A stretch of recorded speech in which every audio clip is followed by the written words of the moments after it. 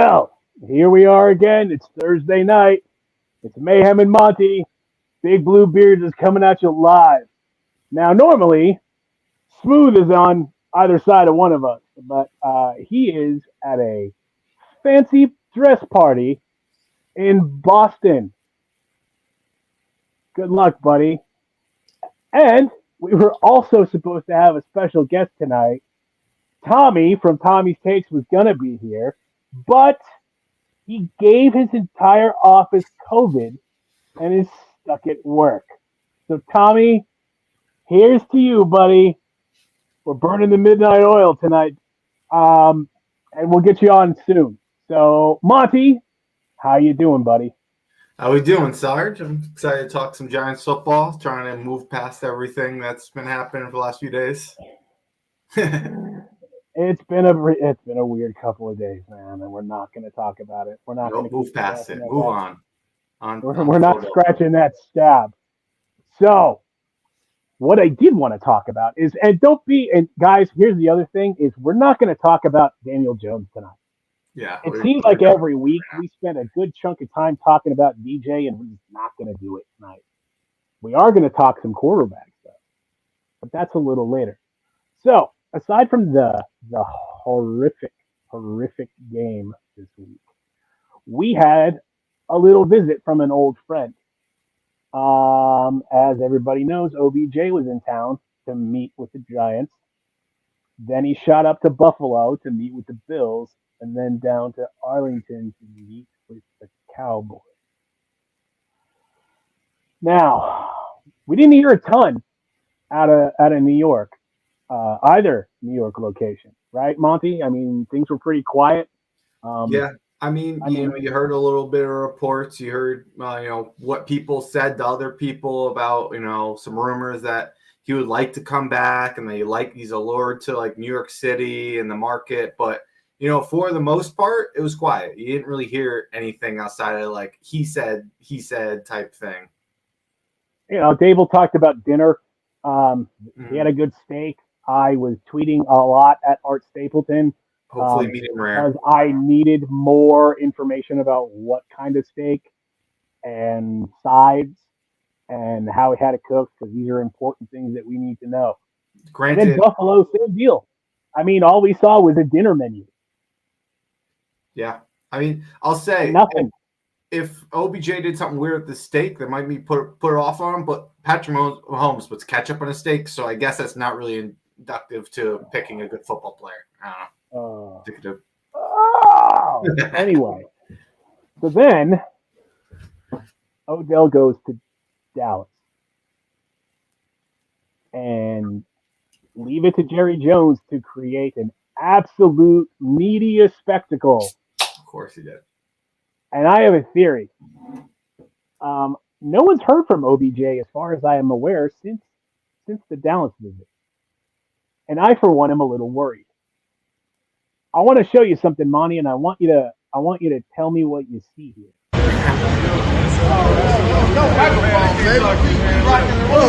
Much love, man. Everything is good. God is good. How are the meetings? Everything is good, man.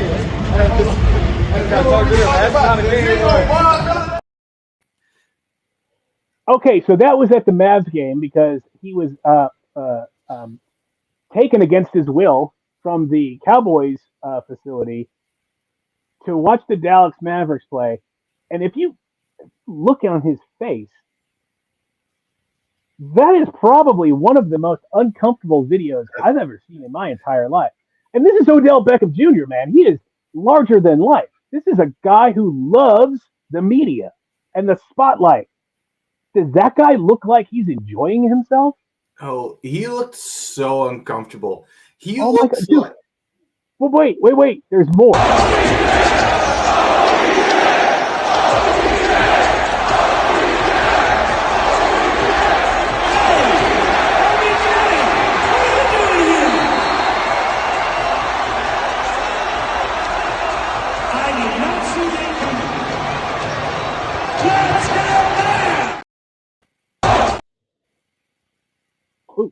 Shying away from the camera. Like, I don't know. I got I got one more. They're excited here, Hart. See, they're chanting OBJ. Yeah. Or either that or you're chanting LBJ, one of their favorite. They're chanting OBJ. Okay. Yes. They are. They're down about the highway. They would be chanting 635 if it was in honor of the highway. So all of a sudden, you guys are OBJ fans. I mean, when you're doing this kind of stuff, that's like I don't want to be here right now. Yeah. You know, I don't, and keep in mind, folks, I had this entire bit planned out where I was going to talk about we need to send somebody down to Texas to make sure that OBJ is okay, and then I find out he's going to be on Thursday Night Football. So apparently he escaped. Yeah, we'll see. And I just looked up and I saw Baker Mayfield in a Rams uniform, and I just want to cry. But I'll say, dude, I saw that clip, man. He looks so uncomfortable. It looks like he knows that he's like cheating on the Giants right now, and he's getting like caught on camera, and he's like, "No, it's cool. Like, please don't take me." He's like, "Why did I go out in public?" I feel like if I had any sort of other like video editing talent, you put Shaggy's "It Wasn't Me" over that video. He like legitimately looks like he got caught on like the Megatron like with some other girl and he has like his wife at home. Like, oh my god, like that the poor guy, man, the poor guy. I mean, he kept it low key everywhere else. You know, he kept it low key. It was a nice professional visit, and they might have done other stuff, but you didn't hear about it. And here's Dallas parading him out to a goddamn basketball game, and he's just like, everything's good. I'm safe. I'm okay. God is good. Please help me. Please help. I kept watching the way he moves his hands or whatever, looking to see if I could find like international sign language symbols that says I need help. You know. I saw one tweet that was a good point. I think it was by Brendan, like PBR Brendan, and he said something along the lines of he's like, all of that the Dallas Cowboys are doing are reminding him that that's not the Garden. Like, they're bringing him there, and it's just the worst thing to do because they'd be like, oh, this isn't Madison Square Garden. This isn't New York City. They're like, why am I here? Yeah, it's pretty bad. So, even though there's nobody here right now, it's okay. We'll get people to see you later. We dropped the link in the chat if you want to join in. Hopefully somebody comes in. And then, yeah, seriously, if you come into the chat right now, we're gonna embarrass the shit out of you. So hey, it'll be fun. So we wanted to talk about, aside from OBJ, I have one more thing I want to say about the OBJ thing, and it was weird to me. So it's something building off of what you said about how like Giants was quiet, Buffalo's quiet, Cowboys was a spectacle, and everything came out. It was so weird how Dallas was like hyping this up. They were going a full court press on we want OBJ to Dallas. And it's so weird to me that you hear nothing out of these two places about his injuries. He gets to Dallas, and all of a sudden there's reports everywhere about, oh, it's Micah Parsons, there's 5 weeks till he can play. It's reports that like, oh, like we don't know if we're comfortable taking him. So they're just throwing OBJ under the bus after all that. So I have another theory about that one too, and I'm glad you reminded me of that because I would have forgotten. Okay, so who remembers right before the draft, there was a lot of talk about the Giants taking Charles Cross. Mm-hmm. Remember a lot that started really kind of, everybody was talking about it. The Talking Giants guys were talking about it. There's all of this news that the Giants are super interested in Charles Cross, this, that, and the other thing. And then the draft happens, and we draft Thibodeau and Neal, and then Chris Pettit gets fired. So everybody's kind of thinking like, oh, maybe Joe leaked this out. Joe Shane, the GM, leaked this out to see who he could trust. And that's how he started making cuts in the front office. Is information that he planted then finds its way outside. So he knows specifically because he's planting different information with different people. And because the Charles Cross thing got out, he knew it was Chris Pettit, so Chris Pettit gets the axe.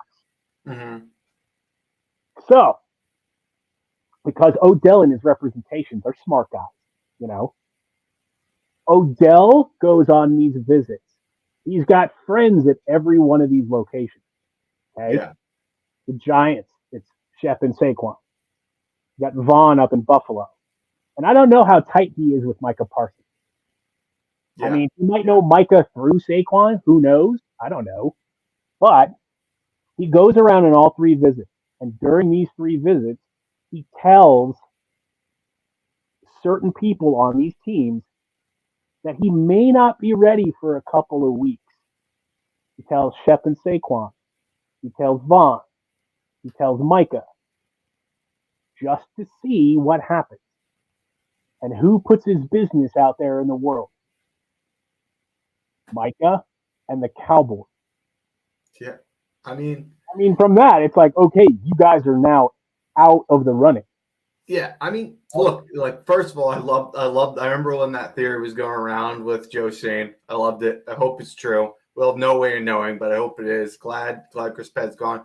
But yeah, I mean, you didn't even need to go that deep with the Cowboys. Micah Parsons went out in front of cameras and started airing out his dirty laundry. Like, I don't know, like it's polar opposite while you're looking at like Shep and Saquon that are like, oh yeah, do you want him to come here? Like, you'd like, is he ready to play? And they're just like, look, I want what's best for Odell.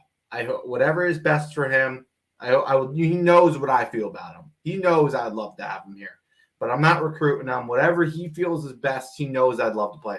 And it's just all love. Well, Micah Parsons is like, no, it's 5 weeks to play. It's like, they're like, do you, after this full court press for him, like, oh, do you want Odell here? After their account is tweeting about it, after Micah's tweeting at him, he's like, I'd like to win football. Like, if he could help us win, it's like, I don't know if he can help. It's like, so yeah. It's like, it's weird. He's like, they really feels like they backed up on it. Like, I don't know if the numbers aren't right. So now they're trying to put out information to like lower his value or something, or if like you have to think that you have to think that both Joe Shane and Brandon Beane know exactly what's going on. Odell is at the Giants facility for 2 days. You have to think that they went over everything with him. Yeah. And I mean, he probably is like 5 weeks away. I think that's probably like, it doesn't seem unreasonable. I don't know. It might just be fake news. They're trying to lower his value. Joe Shane and Brian Dable would know if that's true. They're not going to go off Dallas's doctors. They're going to go off their own. They're not going to go off Odell's doctors even. They're going to go off their own. They're going to feel how much when they're going to clear him when he's ready and put him on the field. Personally, a side note, if this is true, I don't know why he's even trying to come back this year. Wait until your knee's ready and come back full health. You're not going to come back next year because we know the wide receiver free agency market is crap. Literally, the only point I could see, like, I would think I'd sit out even if like I signed to a team. The only point is like, oh, you signed with the Bills is like I can sit on the bench and get a ring from sitting on the bench, I guess. But like maybe you can play in the Super Bowl, but it's like, you tore your ACL in the Super Bowl last year? You're not immune in the playoffs. Just because you made the playoffs doesn't mean you suddenly can't get hurt. Why try to play these last few weeks when your season's almost over? I know it's the important part. I know it's the most important part, but you get an extra year of recovery. Just give yourself some time. Yeah. I don't know. I mean, if you really want to like kind of break down the whole thing and this is why I'm a little bummed that Tommy's not here. Mm-hmm. So Tommy and I were tweeting at each other earlier in the week where he had mentioned something that I read somewhere, and I don't even remember where I saw it at this point, is that word around the campfire is that when Odell had his ACL repaired the first time in Cleveland, the surgery wasn't done correctly. So it didn't heal right, which is probably the reason that he retore his ACL. So Really? then so they went in when the doctors went in this time. It was a different set of doctors in a different spot, and they realized that it didn't it didn't heal correctly because it wasn't repaired correctly. And what they did is they went in and cleaned out all of that old scar tissue and all of the other stuff, and actually fixed it this time, which is could be why he's back and ready a little sooner than he was coming off the ACL the first time, Mm-hmm. because the surgery was actually done by a different doctor who realized that the previous surgery wasn't done correctly, and everything now is fixed. But who knows? Who knows? Bro, what's up with Giants receivers and getting hurt? I feel so bad for every single. It doesn't even have to be on the Giants. Like Odell's post Giants, Mario Manningham was post Giants, but like every Giants guy, just every Giants receiver just gets hurt. It's terrible. I don't know. It's the weirdest thing. I mean, it's the weirdest thing. But So what I saw, I think we got news today that I think McKinney got the pins out of his hand. McKinney got the needles, yeah. But Dable says he's still like he's not confirming anything. He's not quite ready, but but at least the pins are out, and we'll kind of see. Adoree, same thing. It might be a week or two before he can come back. So one thing to the Xavier McKinney point is Jordan Run-On was apparently talking to McKinney, and he was trying to get us information about him, and he still says he's gonna. McKinney apparently still saying he'll be back this year, so we'll see. Yeah, we'll see. I'm kind of optimistic because you got to figure like these guys know their own bodies and how they feel. The coaching staff is going to be cautious. Especially with I think everybody this year has been kind of overly cautious as far as injuries go, especially after like the Tua concussion earlier in the year. It just makes me nervous when McKinney said like 2 to 3 weeks when he first got hurt, and it clearly is not that. So now I don't know if I could trust him. I mean, it's hard to say. I mean, it could have been worse than it actually was at the time. Devonta Adams just made an absolute grab. But anyway, I think I got a delay because I'm watching the shop thing and I see LeBron down in the bottom corner. Gotcha. I'm not paying attention. But yeah, I mean, Odell, very interesting situation. I would love to have him if everything checks out, but we'll see how it plays out. It was an interesting week in the side. Yeah, there it is. I just got it. Handed with I'm just slightly behind Ramsey. Probably. What a clown that guy is. Oh, but one more thing about Odell. Yeah. Before we really kind of wrap up the whole thing. What do you think these guys are talking about? I mean, there's Dable and Shane and John Mara. John Mara making a visit to practice, which, John's at the facility all the time. So that's not super out of the ordinary. But what about Steve Tisch? Mr. Tisch. Steve Tisch is never there. That dude's drinking martinis in LA 99% of the year. I can't quite tell who the guy in between them is, but no, I'm not sure. Why is apparently it was some kind of big deal with Giants media over the past couple of days. Like ownership is at practice. Yeah. John Mara is at training camp every day during the summer. But Steve Tisch is in town, so who knows what the hell's going on. It's weird. I mean, I don't know if there's it's big or, we're a true playoff hunt and they're trying to be involved. If this is Odell related, I think this might be a little bit of an intervention. They're trying to get Dable to wear a different sweatshirt. You got to wear Giants blue, Dabes. No, dude. He's in that black on black all the time during practice. Like, I wonder if he's got a closet in his office like Batman, where it's nothing but black hoodies and black sweats and 18 different kinds of Jordans. Because on game day he's decked out, man. And even before the Washington game, he came into the game in that red starter jacket, but right underneath it was his black hoodie and black sweats. And then he's in Giants gear on the sideline. It's some kind of intervention. They're trying to get him a new hoodie. Yeah, probably. It's probably like Patrick Mahomes' practice jersey in that that State Farm commercial. Oh man. Yeah. All right, Monty. Yep. You want to talk about quarterbacks. All right. So, yeah, there was an interesting week too as quarterbacks, and we're getting down to the end of the college season, so we had a lot of declares happening. So we have Anthony Richardson, one of the most divisive quarterbacks in this class. A lot of people talked about, will he go back to school? He's a guy from Gainesville. He's playing in the town he grew up in. Everyone said he needed another year. He needs more work, which is fair. Very raw quarterback. He came out. He's a guy that a lot of Giants fans like. He's as a quarterback that a lot of Giants fans are scared shitless of, that he's going to come in and be a total bust. So he's an interesting guy. I totally understand where everyone's coming from with him. I personally am really excited by the idea of Anthony Richardson, but I totally get the hesitation. Where do you feel on that, Sarge? Where are you on Anthony Richardson if we go quarterback? We'll see what happens with Tony Jones. We'll cross that bridge closer to the draft. I think we'll probably have some more information. We'll know a little more.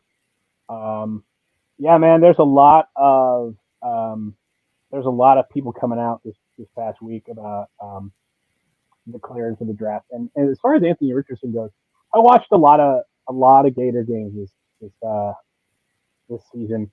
And the guy's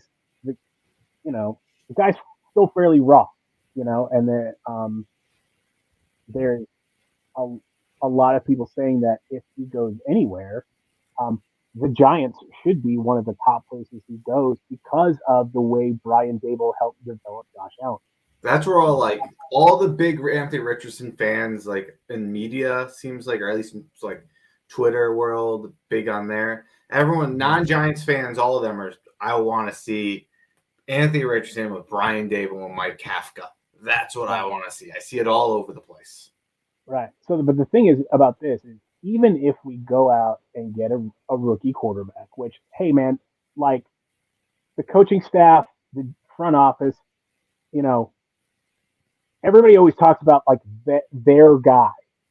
Is he their guy? I'm like, well.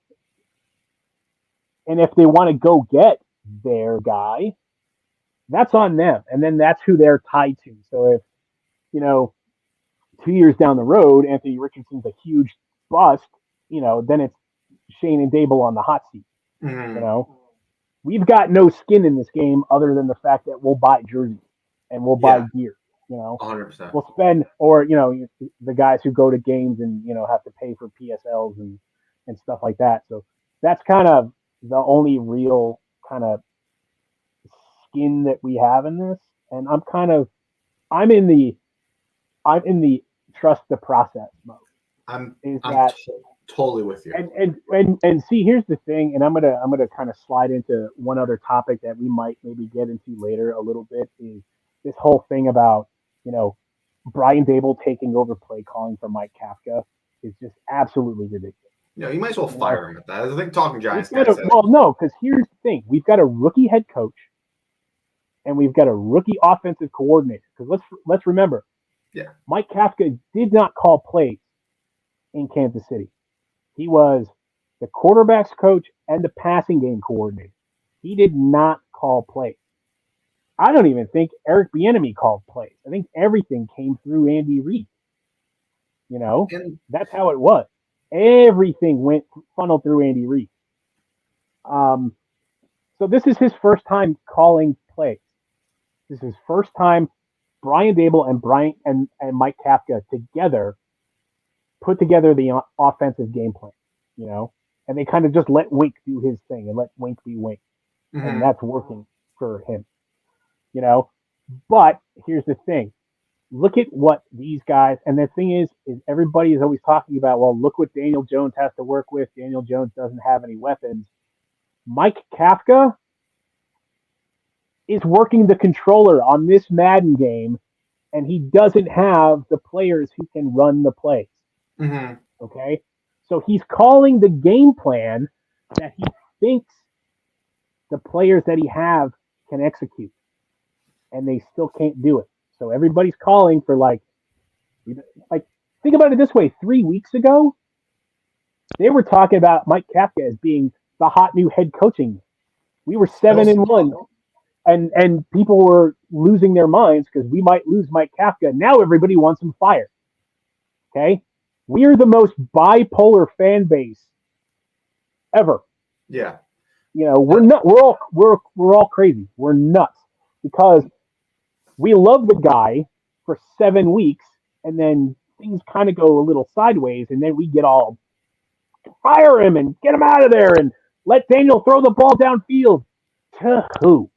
Yeah. Look, it's ridiculous. It is ridiculous. You don't take away play calling. That's why you brought him in. That's what. Give him some time to work through it. If you don't trust him that much, you might as well not have him. Get rid of him. But that's not what you do. You like Kafka. He has good schemes, and he's like you said, a new play caller. Let him work through that. Well, that's the thing too. Is everybody was always about all in the off season, Joe Shane was making decisions, and so not everybody liked every decision he makes. And then it's okay, but I'm here. I'm going to trust the process. If you're a trust the process guy or girl, you're a trust the process person, you have to trust the entire process. That means off season, in season, off season, right? Because you have to think of it in a whole. Yeah. Because think about it this way. We made it through the draft and free agency, and we're currently overachieving. Yeah. Okay? We are currently overachieving. And then we'll see what happens at the end of the season. We'll see what happens in the offseason with free agency and this next draft when Joe actually has got some money to work with. This offense, guys, don't listen to me now, right? Clip it, do whatever you want. Listen to me now. This offense is going to look vastly different when this team takes the field week 1 next season. There'd be a whole new set of characters on that field. Vastly different. So, look, I think you made a good point there. You trust the whole process. And with that doesn't mean you can't disagree with things along the way. You can say Mike Kafka called a shitty game because he did. He did call a shitty game. And Joe Shane will make mistakes. Brian Dable will make mistakes and has made mistakes in the last couple of weeks. Mike Kafka will make mistakes. Wink will make mistakes, and they have. But the thing is, we always knew going in, just because we overperformed doesn't mean we should set or move the bar higher for these guys. We always knew that they were going to have bad personnel they work with. We always knew Wink was going to have bad defensive backs, and they're even worse than we thought. And we knew that would be bad for his defense, and his defense would not run well with it. We knew Mike Kafka would have. We honestly didn't know. Again, we didn't know to get this bad. Our wide receiver core is worse than we ever thought it would be this year. Our offensive line has been riddled with injuries. And look, I'm not saying that Mike Kafka hasn't struggled. He has. And I'm not saying we have not gone on a downturn.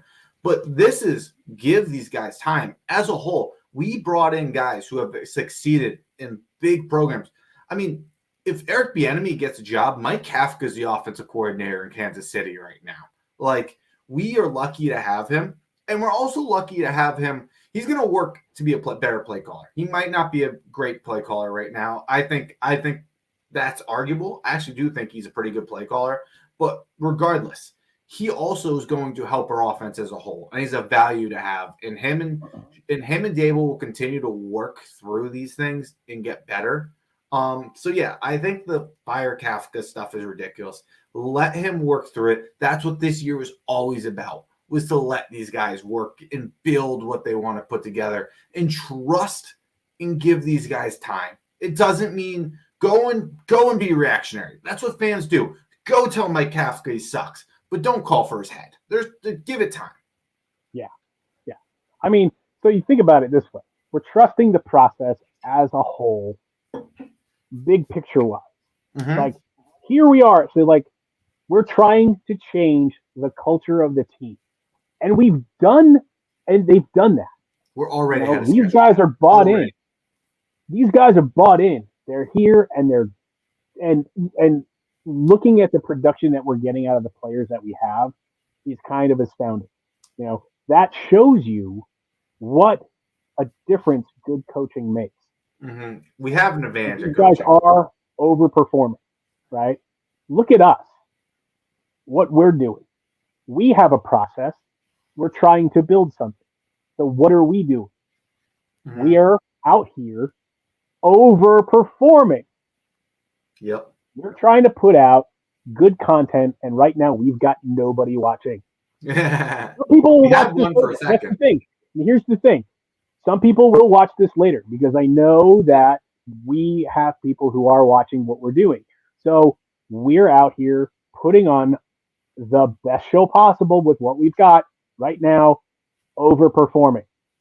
So now that I've completely derailed the earlier conversation, let's go back to what you were talking about before with college quarterbacks. Yeah, sure. God knows people love it when Giants fans talk about college quarterbacks. Yeah, people love it. So actually, you have a good segue back to that because this is where it all started. You were talking, this all started and got into this by trusting the process. And for you, which I totally agree with, is you're going to trust if our coaching staff and our front office like Anthony Richardson and says that's our guy, you trust that's our guy. And that's how I feel about him too. And I'm a big NFL draft guy. I'm going to make my opinions on these guys. But a guy like Anthony Richardson, it's hard for me to stamp him.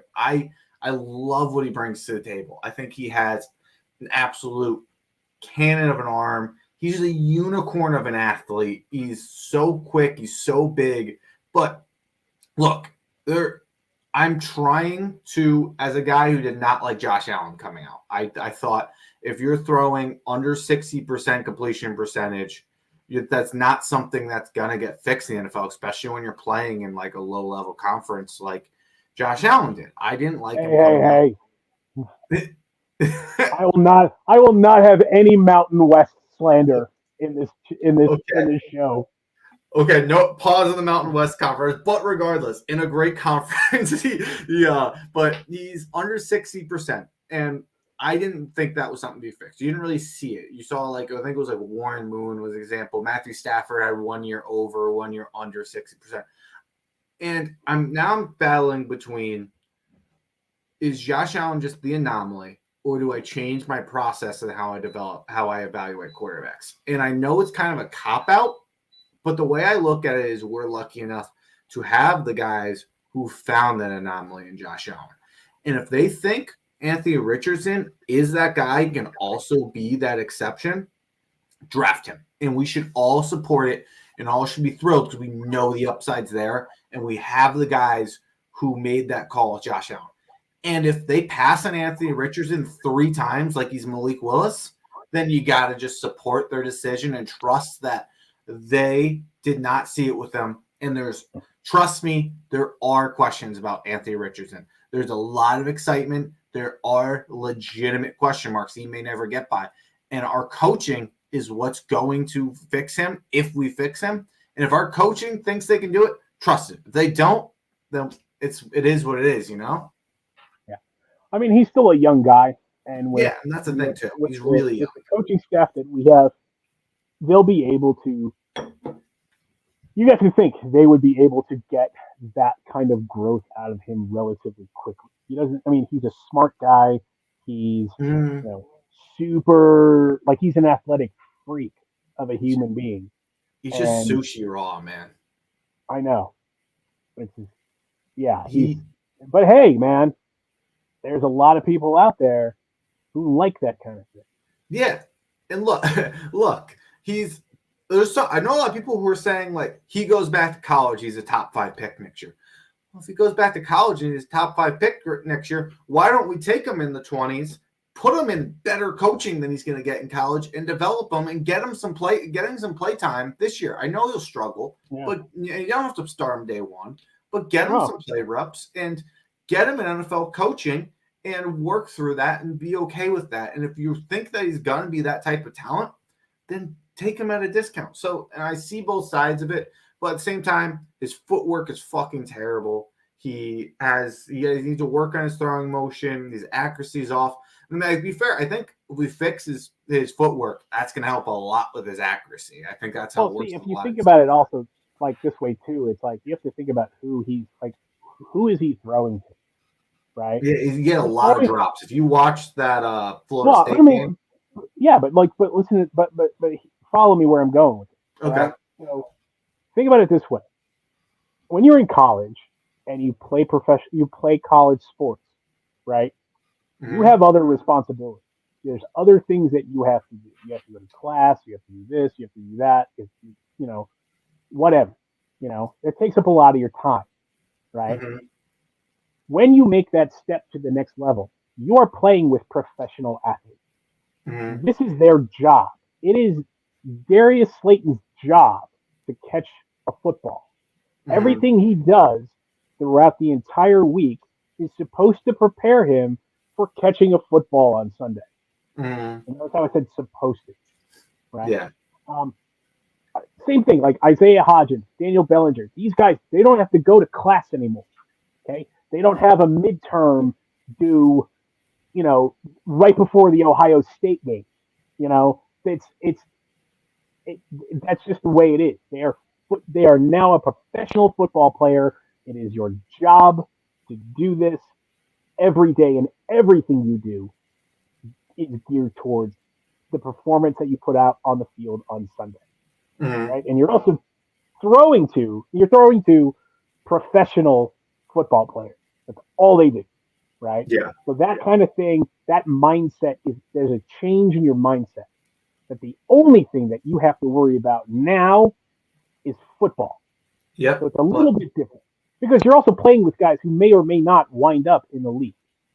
That's what we talk about. That was the Malik Willis comparison. Like, he's so good because he's playing against, guys who are going to be plumbers and accountants and, professional movers, that kind of stuff. Sure. And that's why he fell to the third round. Yeah. So there's two things I'd say to that.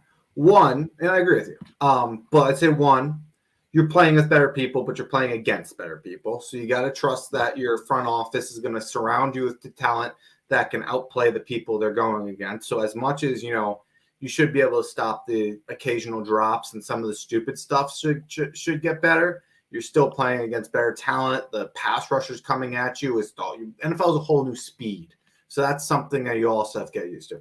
But and to your point of you have more time to focus on football and stuff like that, I think that also comes down to this is a mental thing. Like they're going to evaluate Anthony Richardson mentally.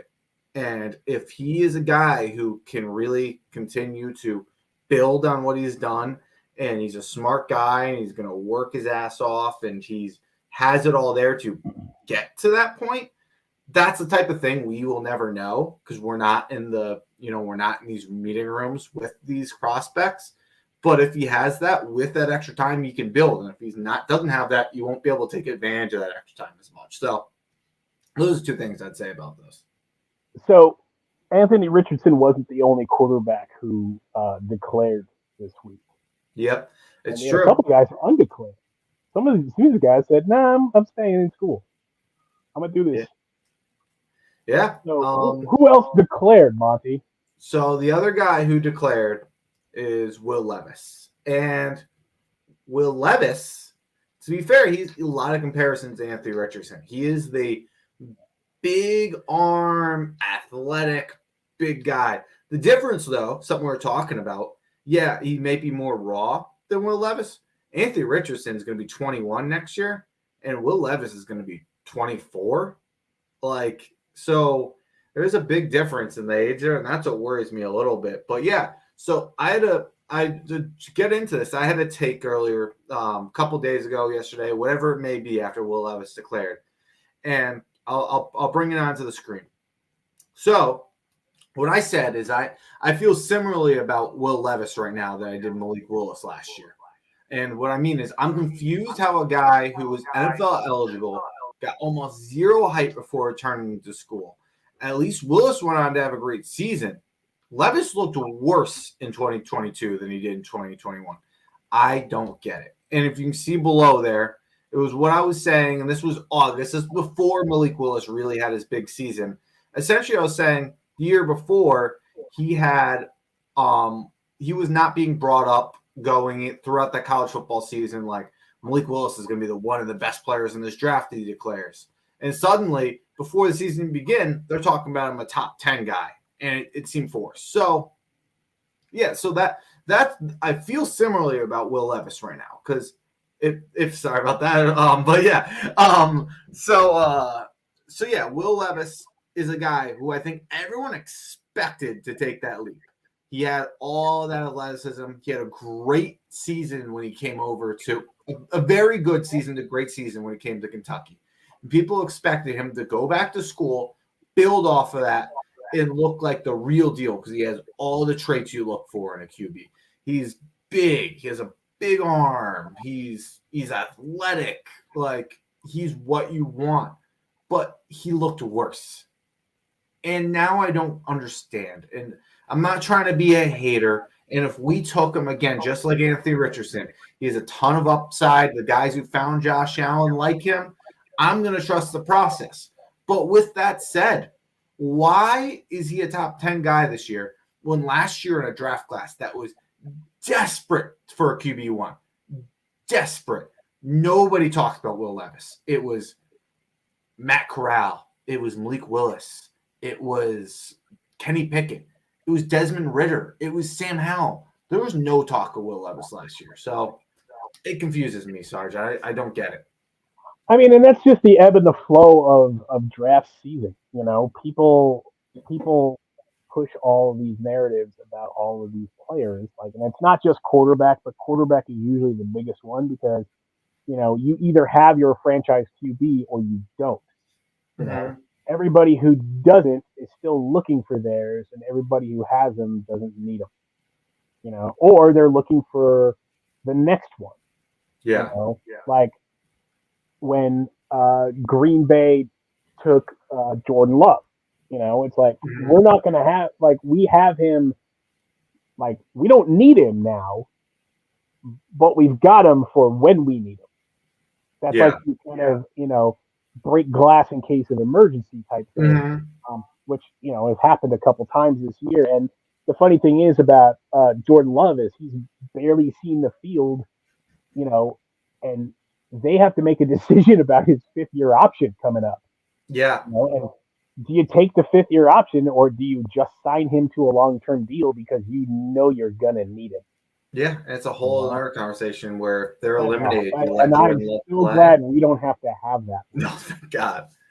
But yeah, man, it's confusing. It feels like with Will Levis, these evaluators had something in their mind that this is what Will Levis is. This is what he's going to become. He's going to take a big step this year, and he's going to be the guy. And he didn't take the step, and they didn't adjust. It feels like they are refusing to accept that he didn't make that jump, and they're going to blame it on their offense coordinator, who they fired. They're going to blame it on losing his number one receiver in Wandale. They're going to blame it on losing two of his offensive linemen to the NFL, which is all fair. He did lose a lot of pieces. It would be expected that those things affect him.